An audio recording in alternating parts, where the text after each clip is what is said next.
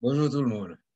Alors, aujourd'hui, on va commencer avec le chapitre du thorax. Et comme le livre l'indique, la première partie, c'est la vue globale qui nous donne, pour ainsi dire, une vue d'ensemble du thorax.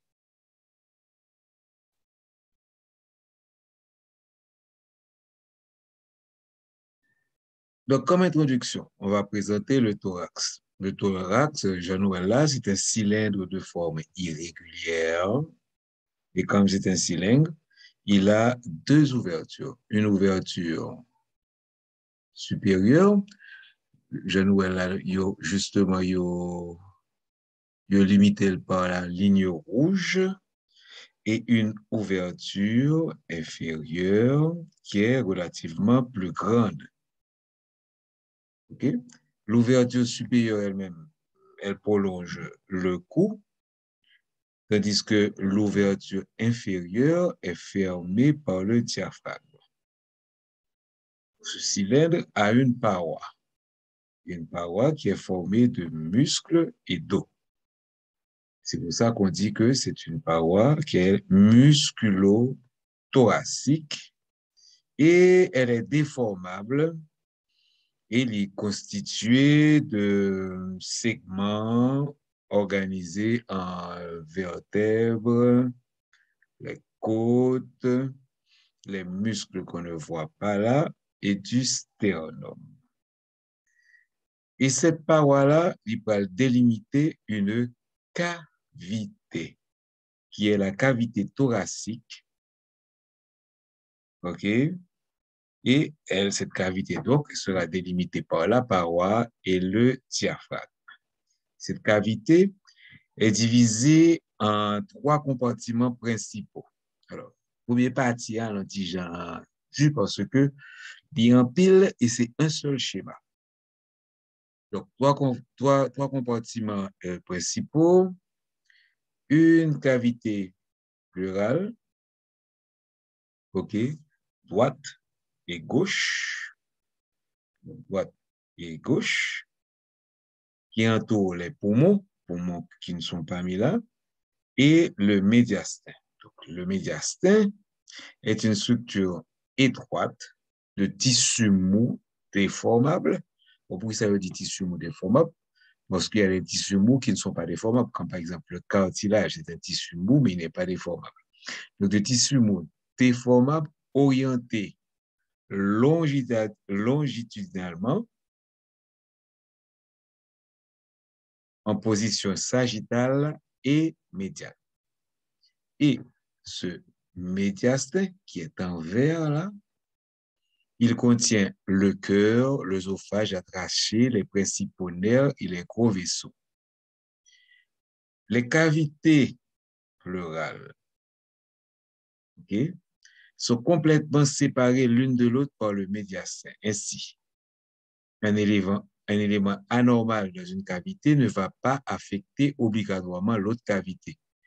C'est aussi vrai pour le médiastin qui peut être ouvert chirurgicalement sans ouvrir les cavités pleurales. Par exemple, il a fait opération sous cœur. Un autre fait important, c'est que les cavités pleurales, l'apex des poumons, s'étend jusqu'à la racine du cou. Les conséquences, c'est qu'en cas d'événement anormal, coup de balle, au niveau de la racine du cou, il peut y avoir une atteinte de la plèvre. OK? Et vice-versa, en cas d'atteinte du poumon de la plèvre, il peut y avoir un retentissement au niveau de la racine du cou. Fonction. J'aime dire nous, un paquet de palais et très peu de schémas pour mettre ça. Fonction, nous avons la respiration. La respiration est l'une des plus importantes fonctions du thorax. Le thorax ne contient pas seulement les poumons pour moun ka respirer, mais petit terme et les dit toute la machinerie nécessaire pour respirer. Autrement dit, le poumon, le diaphragme, la paroi thoracique et les côtes, tout ça pour arriver à mobiliser l'air à l'intérieur et à l'extérieur des poumons. Les mouvements d'élévation et d'abaissement du diaphragme et les mouvements latéraux et antérieurs de la paroi thoracique, nous parlons ça puis devant, de façon un petit peu mieux détaillée, liés au mouvement des côtes, entraînent une modification du volume de la cavité thoracique et constituent les éléments clés de la respiration. Donc, pour inspirer, il faut augmenter le volume. Pour expirer, il faut diminuer. Autre fonction, donc première fonction qu'on était, c'était respiration. Deuxième fonction, c'est protection des organes vitaux. La cavité thoracique protège le cœur, les poumons et les gros vaisseaux du fait de sa forme en dôme. Okay? Et le diaphragme sépare la cavité thoracique, diaphragme ici, des principaux viscères abdominaux. Une importante partie du foie se trouve sous le côté droit du dôme du diaphragme et la rate et l'estomac, eux, se trouvent de l'autre côté, sur le côté gauche. La face postérieure du pôle supérieur des reins, donc c'est à ce niveau-là, mais on ne va pas le voir, OK, se trouve sous le diaphragme et devant la 12e côte à droite et entre la 11e et la 12e côte à gauche. Tout ça, c'est à cause de la présence du foie. C'est pour ça qu'à droite, nous n'avons pas la même disposition qu'à gauche. Première fonction qu'on a vue, c'est la respiration. Deuxième fonction qu'on avait vue, c'est la protection des organes vitaux. Et troisième fonction, le thorax, c'est aussi un conduit médiastinal. Donc, le médiastin agit comme un conduit pour les structures qui passent à travers le thorax d'une région du corps à l'autre et du thorax vers d'autres régions. Ainsi, l'œsophage, les nerfs vagues et le conduit thoracique passent à travers le médiastin entre l'abdomen et le cou. Les nerfs phréniques qui sont originaires du cou passent aussi à travers le médiastin pour pénétrer et énerver le diaphragme. D'autres structures comme la trachée, la aorte thoracique et la veine cave supérieure cheminent dans le médiastin entre les organes viscéraux majeurs du thorax. Donc ça, c'était les trois fonctions. Conduit médiastinal, protection et respiration. Allez, pour les éléments anatomiques. Ouais, tout ça, c'est dans le premier schéma. Éléments anatomiques, nous avons donc la paroi thoracique qui est formée d'éléments squelettiques et musculaires. En arrière, elle est composée de 12 vertèbres thoraciques que malheureusement, nous pas sous schéma là, et de leurs 10 intervertébraux d'interposition. Latéralement, donc de chaque côté, la paroi est formée par les côtes. On a 12 de chaque côté et 3 couches de muscles plats qui remplissent les espaces intercostaux qui parlent dans le schéma entre les côtes adjacentes. Ces muscles mobilisent les côtes et servent de support aux éléments des espaces intercostaux.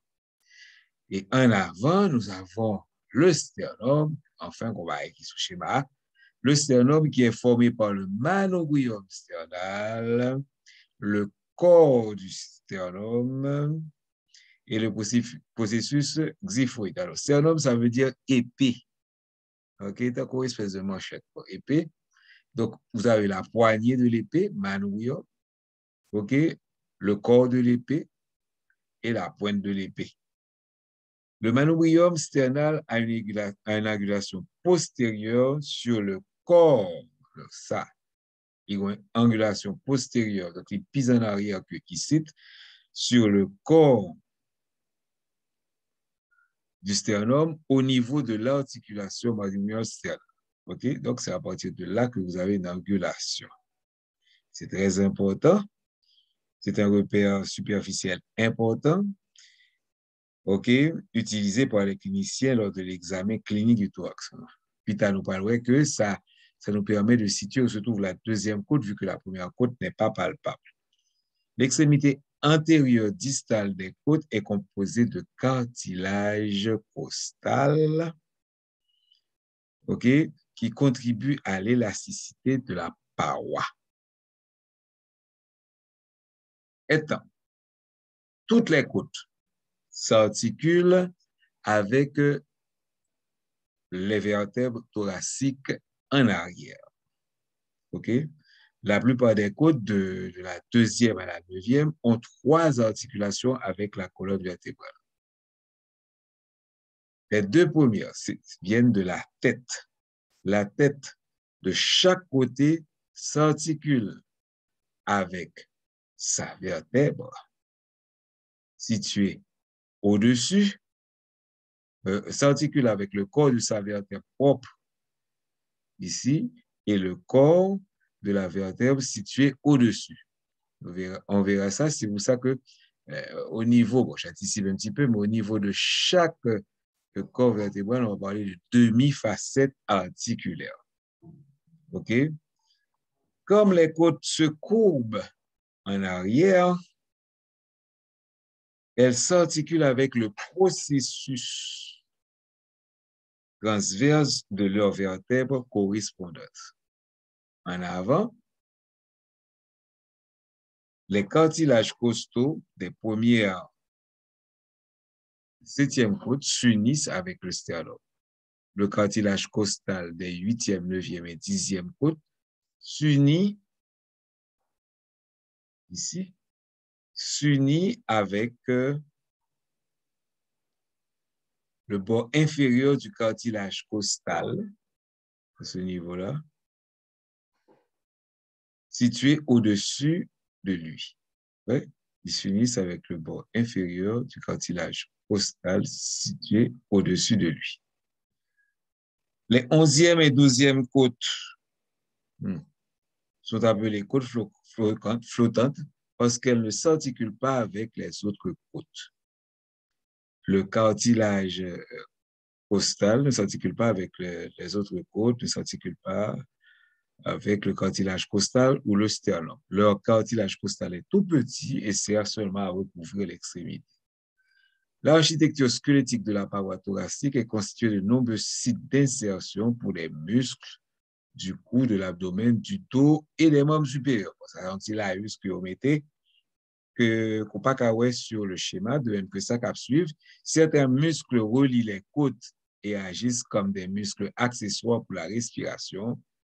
Donc, une partie d'entre eux stabilise la position des premières et dernières côtes. On verra ça lorsque on verra les éléments de la cage thoracique. Bon, maintenant, on va voir les structures de façon un petit peu plus affinée. On va voir l'ouverture thoracique, que je te dis là, c'est limité par la ligne rouge. L'ouverture thoracique supérieure. Jean-Noël, cette ouverture thoracique supérieure, elle est complètement entourée par des os, donc par des éléments squelettiques. Elle est donc formée par le corps, qu'on ne voit pas très bien, de la première vertèbre thoracique en arrière, je vais le T1. Ensuite, le bord médial de la première côte. La première côte est aplatie et est pratiquement horizontale. Donc, il y a un bord latéral et ici un bord médial. Donc, par le bord médial de la première côte et par le manubrium, la poignée de l'épée, par le manubrium sternal en avant. Le bord supérieur du manubrium sternal est approximativement dans le même plan horizontal que le disque intervertébral situé entre la deuxième et la troisième thoracique qu'on ne voit pas sur le schéma. La première côte se dirige obliquement vers le bas depuis son articulation postérieure avec T1, la première vertèbre thoracique, jusqu'à son articulation antérieure avec le manubrium sternal. En conséquence, le plan de l'ouverture thoracique supérieure est fait un angle oblique orienté vers l'avant. Donc, ça veut dire que la partie postérieure est supérieure à la partie antérieure. Au niveau de l'ouverture thoracique supérieure, les parties supérieures des cavités pleurales qui recouvre les poumons se situe de chaque côté de l'entrée du médiastin. Les structures qui passent du membre supérieur au thorax cheminent donc au-dessus, là où vous avez les artères et veines subclavières, au-dessus de la première côte et sur la partie supérieure, qui est représentée en mauve, la partie supérieure de la cavité pleurale lors de leur entrée ou lors de leur sortie du médiastin. Donc, l'artère sort du médiastin, la veine entre dans le médiastin. Les structures qui passent entre le cou, la tête et le thorax, passent plus verticalement à travers l'ouverture thoracique supérieure.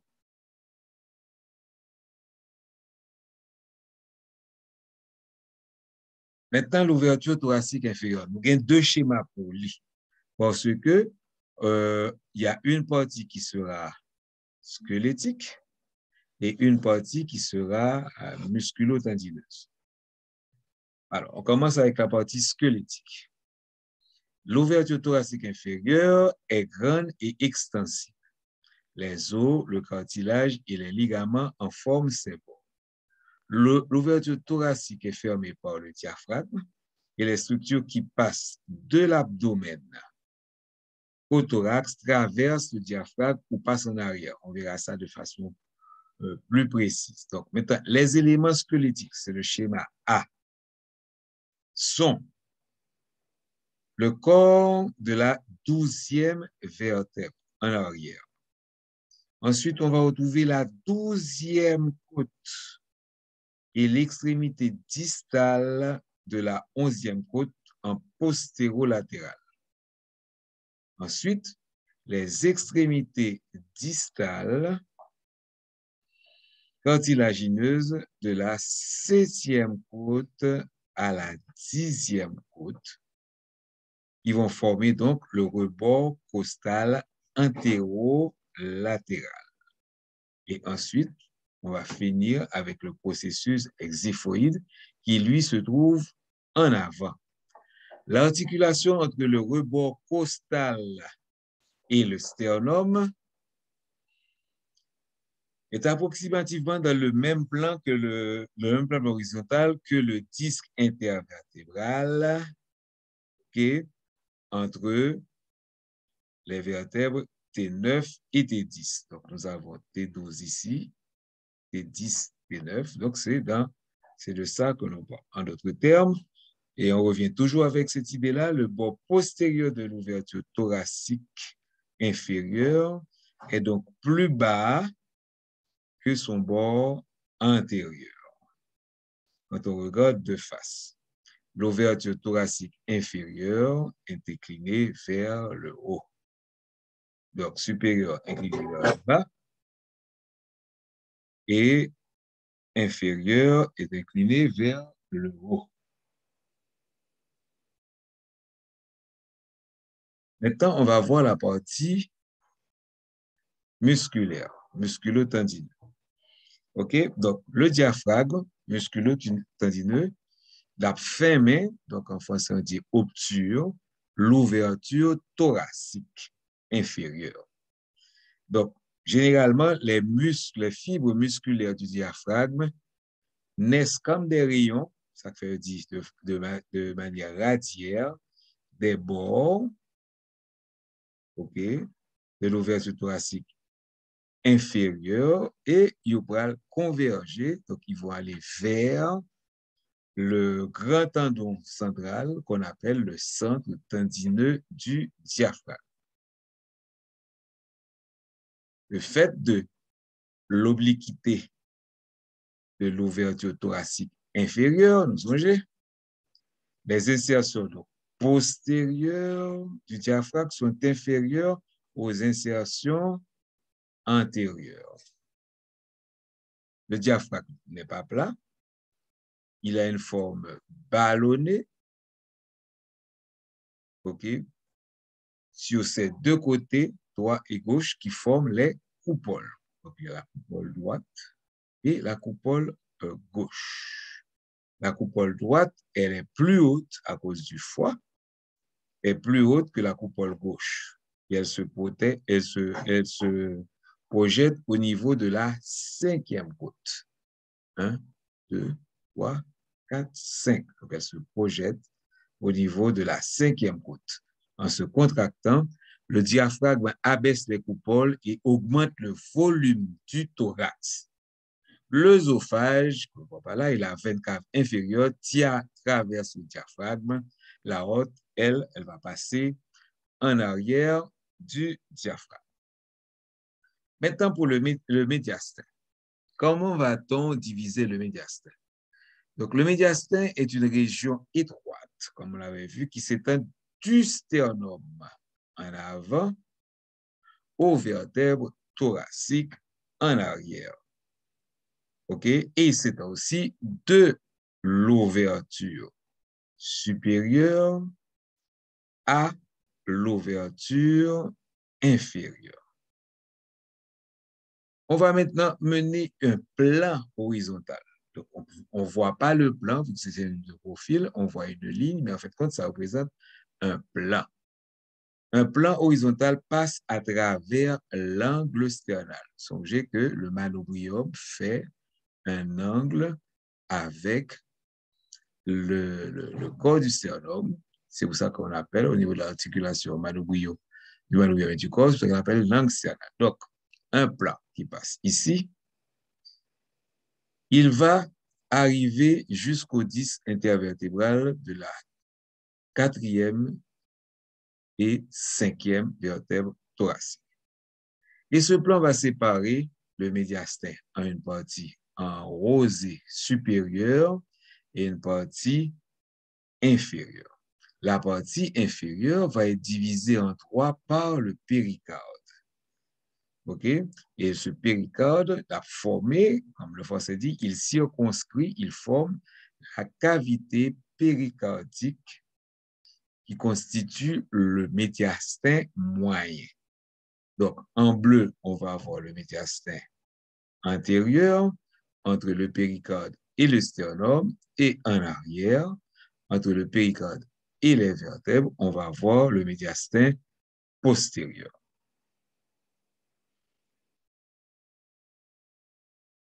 Les cavités pleurales. On a vu le médiastin, les cavités pleurales. Les cavités pleurales sont situées de part et d'autre du médiastin. Chaque cavité pleurale est complètement entourée par une membrane mésothéliale appelée la plèvre. Donc, ce petit bail bleu que nous voyons, c'est la plèvre. Et je nous vois, nous avons deux bagailles bleues.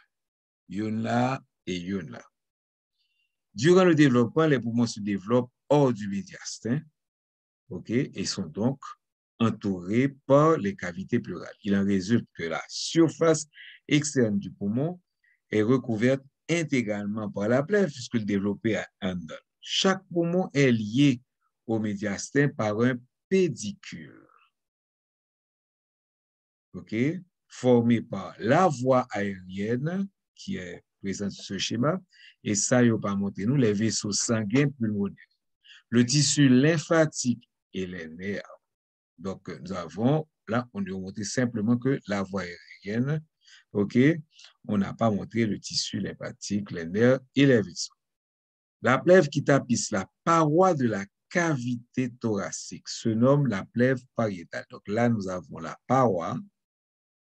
Et si nous regardons bien, après, on a une petite partie bleue. OK, une petite partie bleue qui collait à la paroi. Donc, petit partie bleue, ça qui collait à la paroi, on va appeler ça la plèvre pariétale. Maintenant, au niveau, cette plèvre pariétale, au niveau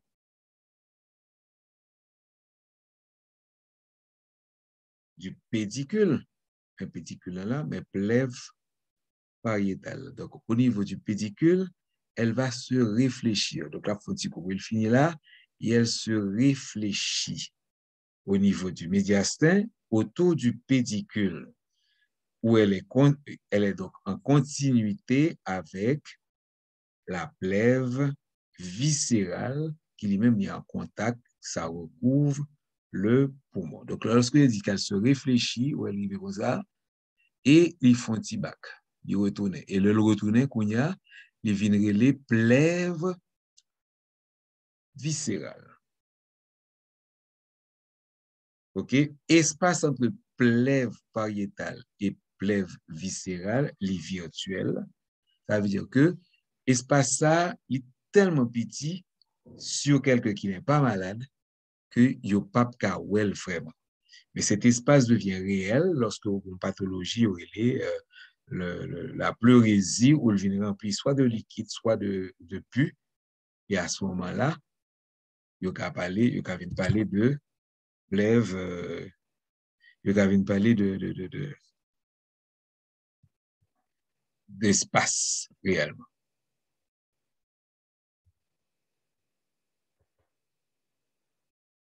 OK. Donc, au niveau maintenant, ici, ouais, ABC, fin mai, OK, d'accord. Des fois, c'est compliqué. Les poumons, si nous regardez bien, les poumons ne remplissent pas.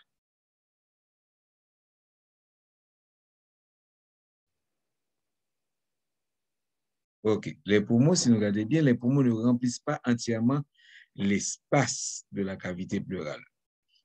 OK? Et vous parlez de séries de parties qui plèvent, mais qui pas de poumons. OK?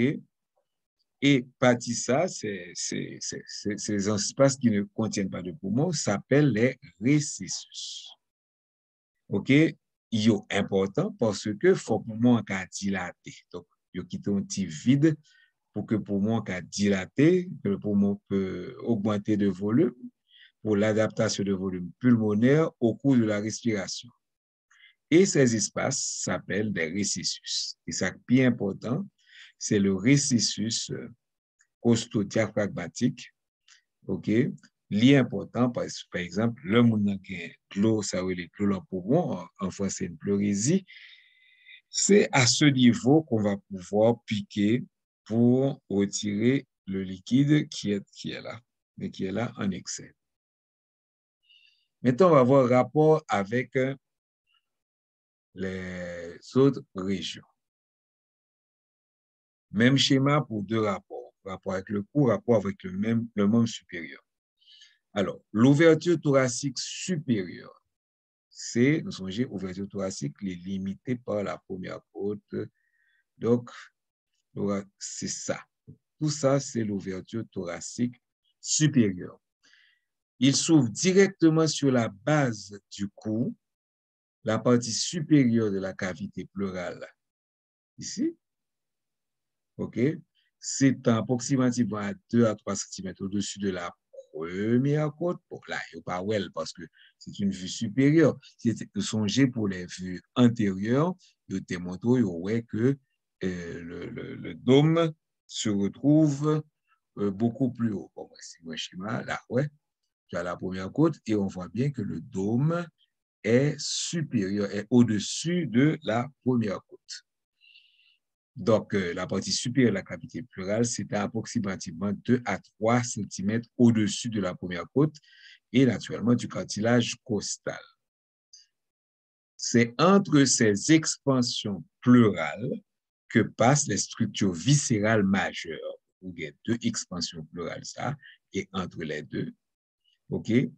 C'est entre ces expansions pleurales que passent les structures viscérales majeures qui cheminent entre le cou et le médiastin supérieur. Tout ça qui sortit dans le cou, mais tout ça qui va rentrer dans le cou, c'est l'empathie, ça, partie entre les deux cavités pleurales. Sur la ligne médiane, la trachée, ici, est située juste en devant de l'œsophage. Les gros vaisseaux sanguins entrent et sortent du thorax au niveau de l'ouverture thoracique supérieure devant et latéralement. OK? Par rapport à ces structures. Où il y a le même schéma, et on va avoir le membre supérieur. Et pour le membre supérieur, ce qui est en rapport, c'est le défilé. Okay? Le défilé axillaire. Donc, la partie qui est jaune. OK? Nous, même vaisseau, hein, il y a deux couleurs. Partie, vaisseau qui fait partie de l'ouverture supérieure, il n'a pas la même couleur avec ça. OK? Donc, ici, nous avons le défilé, c'est le rapport avec le membre supérieur. Le défilé axillaire ou entrée du membre supérieur est situé de chaque côté de l'ouverture thoracique supérieure. Ouverture, et de chaque côté, vous avez un défilé. Là, le qui est défilé à vide, et là, vous mettez un peu élément en dedans défilé. Ces deux défilés axillaire et l'ouverture thoracique supérieure communiquent en haut avec la base du cou. Chaque défilé est formé par le bord supérieur de la scapula en arrière, la clavicule, ouais, c'est pas une clavicule, ça seulement, la clavicule en avant et le bord latéral de la première côte en dedans. Donc, le bord médial de la première côte, il participe à l'ouverture supérieure du thorax, tandis que le bord latéral est la limite, médiale, OK, médiale du défilé axillaire. L'apex, c'est-à-dire le sommet, OK, du défilé, de chaque défilé qui est triangulaire. OK? 1, 2 et 3. Donc, ça forme un triangle. Et le sommet est formé par le bord médial du processus coracoïde. Donc là, on a le bord latéral, là, on a le sommet, donc le bord médial du processus coracoïde qui s'étend en avant à partir du bord supérieur de la scapula, le bord supérieur de la scapula, et donc il poursuit le bord supérieur de la scapula. La base de l'ouverture triangulaire du défilé axillaire, donc la base ici, base, sommet, est donc le bord de la première côte. Maintenant, les gros vaisseaux sanguins, je nous là, les gros vaisseaux sanguins cheminent entre le défilé et l'ouverture thoracique supérieure, en passant au-dessus de la première côte. C'est bien entre le défilé et l'orifice supérieur. Et c'est sur la première côte. Tandis que les constituants proximaux du plexus brachial, eux-mêmes, ils sont à l'intérieur. Ils passent donc à travers le défilé axillaire. Le rapport maintenant avec l'abdomen, ce rapport va se faire par l'intermédiaire du diaphragme. Donc, le diaphragme sépare l'abdomen du thorax. Les structures qui passent du thorax à l'abdomen cheminent soit à travers le diaphragme, soit derrière. Et on va avoir une précision. Si vous regardez bien, la veine cave inférieure, elle va traverser le sang tendineux, parce que normalement, parce que il va coller, il va rentrer dans l'atrium droit du cœur, et donc, c'est au niveau du sang tendineux. Donc, le sang tendineux du diaphragme pour entrer dans le côté droit du médiastin en regard de la vertèbre T8. C'est-à-dire que l'œsophage lui-même traverse le corps musculaire. Donc, la veine cave traverse le sang tendineux. L'œsophage traverse le corps musculaire pour quitter le médiastin et entrer dans l'abdomen. Et à ce moment-là, il est juste à gauche de la ligne médiane au niveau de la 10e vertèbre thoracique, T10. C'est-à-dire que la haute, il va faire un la haute, elle va passer en arrière du diaphragme sur la ligne médiale. La ligne médiale, pardon. Au niveau, la ligne médiane, au niveau vertébral T12. Et puis, on paquet l'autre structure qui va passer soit à travers, soit en arrière du diaphragme. Il n'y a pas l'autre précision pour ça.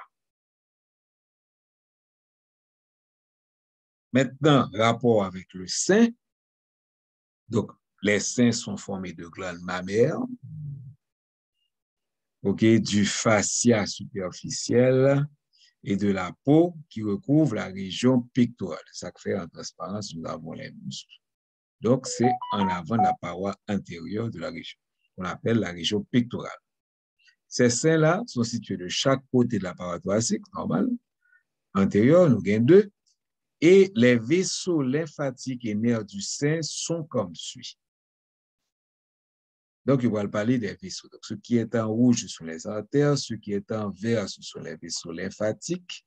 Petite branche en jaune que nous avons là, ce sont les nerfs. Donc, on n'a pas représenté les veines pour soulager le schéma. Donc, des branches de l'artère et de la veine thoracique interne. Donc, nous avons ici l'artère thoracique interne qui est accompagnée de sa veine qu'on n'a pas représentée. OK, donc des branches de l'artère et de la veine thoracique interne sortent de la paroi thoracique, où elle est là et puis où elle est sortie. OK, de la paroi thoracique antérieure de chaque côté du sternum. Et qui ça va le faire? Ils vont vasculariser la zone antérieure de la paroi thoracique.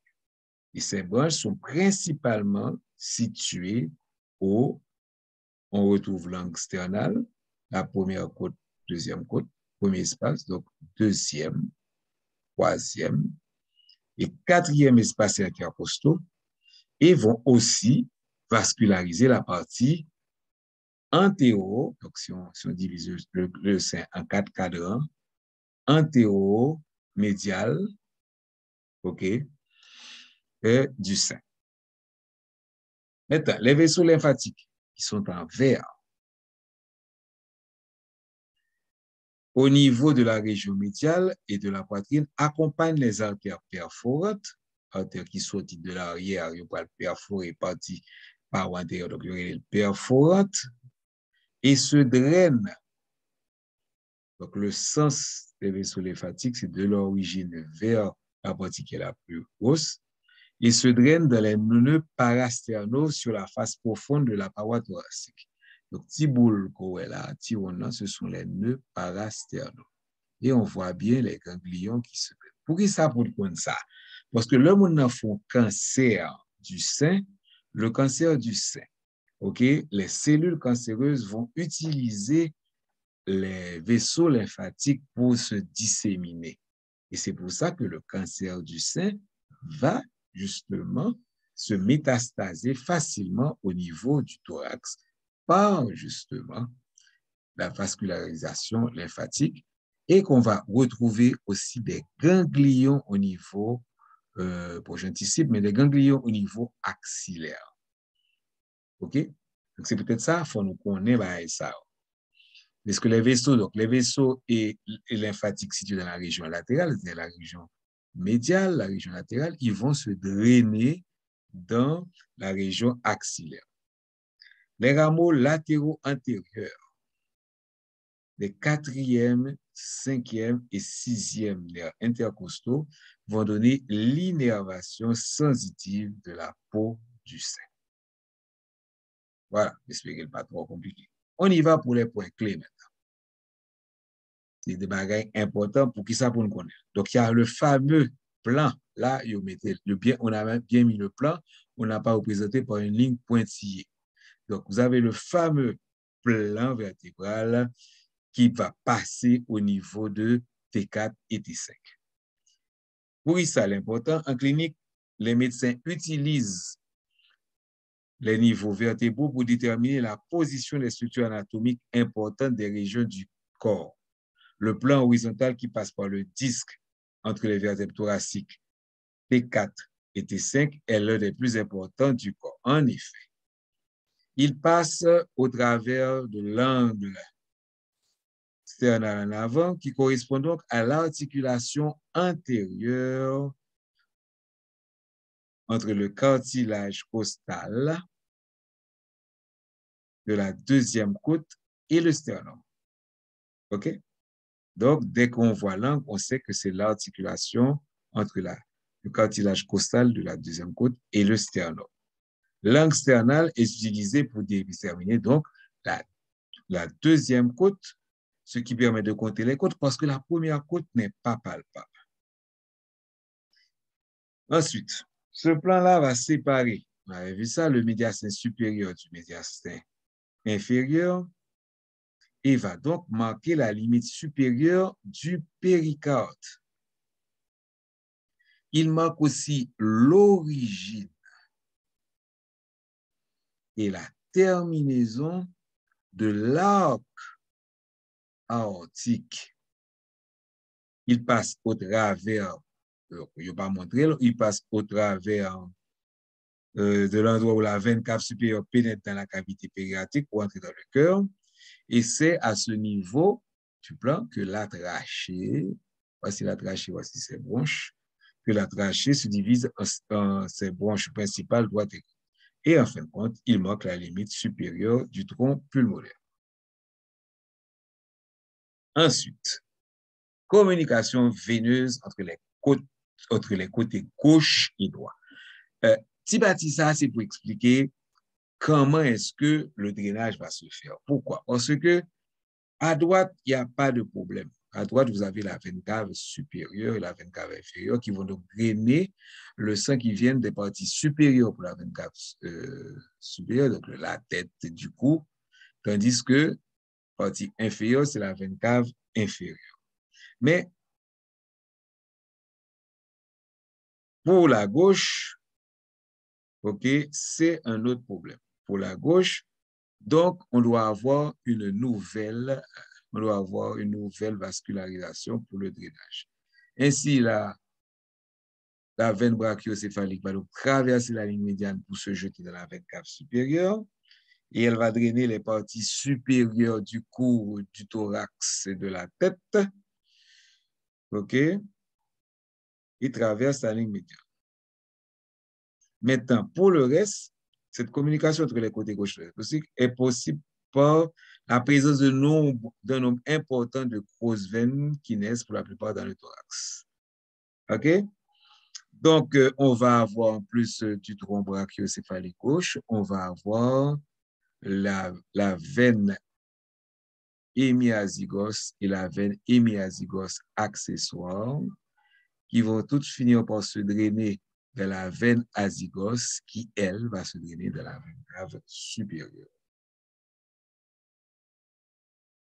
Organisation neurovasculaire segmentaire de la paroi thoracique. On voit bien qu'il y a une organisation segmentaire.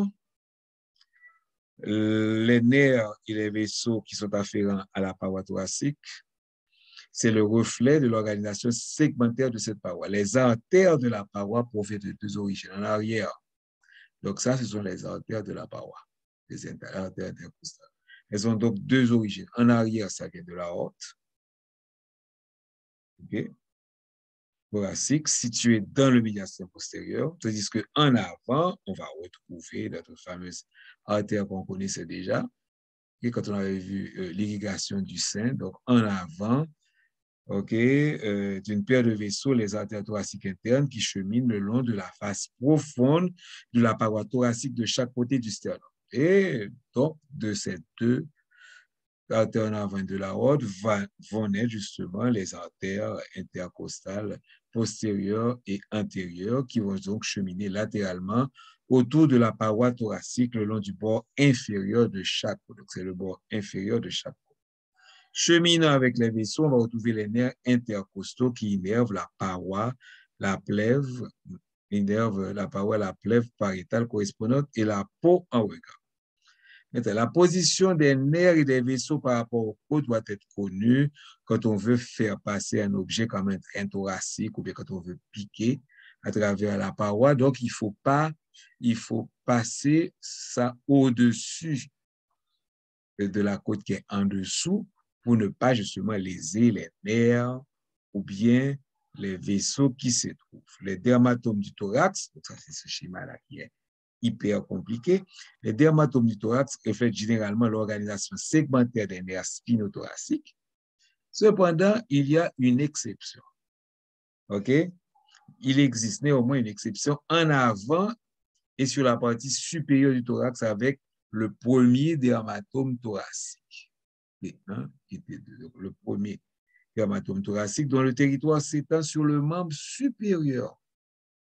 OK? Il ne va pas sur le thorax. Et non sur le tronc. La région antéro-supérieure du tronc reçoit les fibres du rameau antérieur de C4 via les divisions supraclaviculaires du plexus cervical. Le plus haut situé des dermatomes thoraciques sur la partie intérieure de la paroi est T2. Voilà. OK? Qui s'étend aussi sur le membre supérieur au niveau de la ligne médiane. Au niveau de la ligne médiane, la peau qui recouvre le processus xiphoïde est innervée par T6. OK? Donc ici, nous avons T6. Les dermatomes de T7 à T12 suivent les contours des côtes sur la paroi abdominale antérieure. OK? Donc ça, c'est pour représenter ce schéma. Maintenant, le système sympathique. Si vous regardez bien le schéma, vous allez voir que de T1 à L2, il y a des nerfs qui sortent pour former la chaîne paravertébrale. Donc, toutes les fibres nerveuses préganglionnaires du système sympathique sont transportées hors de la moelle épinière, ça c'est la moelle épinière, sont transportées hors de la moelle épinière par des nerfs spinaux de T1 à L2. Donc, on a pas l'expliquer, partie sao qui pague nerf qui sortit la moelle épinière, ici et tout ça, donc on pas l'expliquer ça. Cela signifie que toutes les fibres sympathiques trouvées dans le corps naissent de la moelle spinale comme naissent de la moelle spinale comme des composants de ces nerfs spinaux.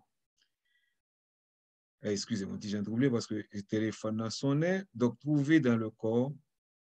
Cela signifie que toutes les fibres sympathiques trouvées dans le corps naissent de la moelle spinale comme des composants de ces nerfs spinaux. Okay. Les fibres sympathiques préganglionnaires qui sont destinées à la tête sont transportées par le nerf spinal T1. On le voit ici. OK. Paroi déformable. OK. Et ouverture thoracique inférieure. La paroi thoracique est extensible parce que la plupart des côtes s'articulent avec les autres composants de la paroi par de vraies articulations qui permettent les mouvements et parce que les côtes ont une forme et une orientation adaptées. Donc, il parle qui j'en forme.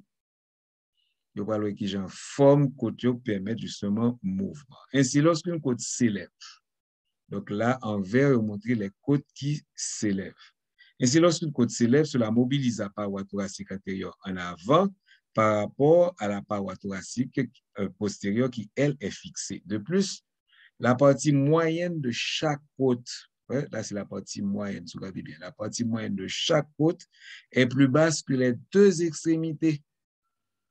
Ce qui fait que lorsque la côte s'élève, elle élargit la paroi thoracique latéralement. Donc, lorsqu'elle s'élève de par sa position inférieure, parce que l'extrémité antérieure est inférieure à l'extrémité postérieure, ça augmente le volume de la cage thoracique. Comme la partie médiale est plus basse, lorsque les côtes s'élèvent, ça augmente latéralement le volume, mais lorsque le diaphragme aussi, lui, se contracte, ça augmente le volume thoracique verticalement. OK, donc nous avons les trois choses, supérieure, latérale et verticale. Antérieur plutôt, antérieur, donc antérieur ici, latéral ici et verticalement, trois facteurs pour l'augmentation du volume du thorax. Donc, par contre, si bien expliqué, l'extrémité supérieure des côtes, lorsque elle est plus basse que l'extrémité antérieure des côtes étant plus basse que l'extrémité postérieure, lorsque les côtes s'élèvent, ça permet justement une ouverture, OK?